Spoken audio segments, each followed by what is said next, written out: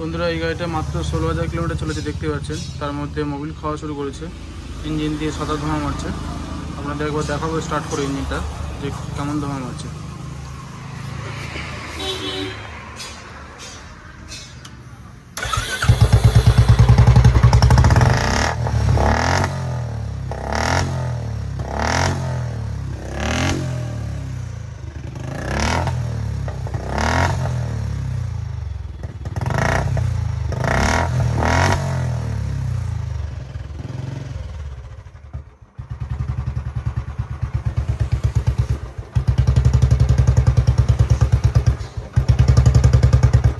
দেখতে পেলেন বন্ধুরা কতটা স্মোক মারছে।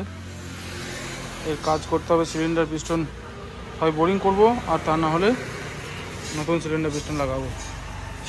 বন্ধুরা গাড়িটার হেড খুলে নিয়েছি, দেখুন পিস্টনটা কতটা পরিমাণে গজছে।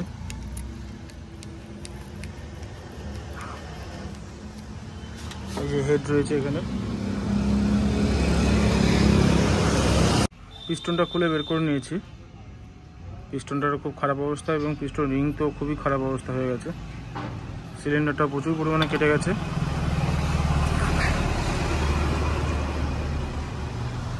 সিলিন্ডারটা বুঝতে পারছেন ভেতরে দাগ আছে, ভেতরে একটা গ্রুপ হয়ে গেছে।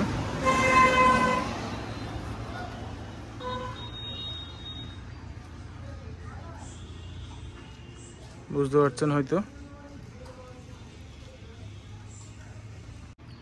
এই সিলিন্ডার পিস্টনটা ফিটিং হবে, এটা নতুন সিলিন্ডার পিস্টন কিট। এর দাম হচ্ছে 7,700 টাকা। এখন আমি এটাকে ফিটিং করব, তারপর ইঞ্জিনটা স্টার্ট করব।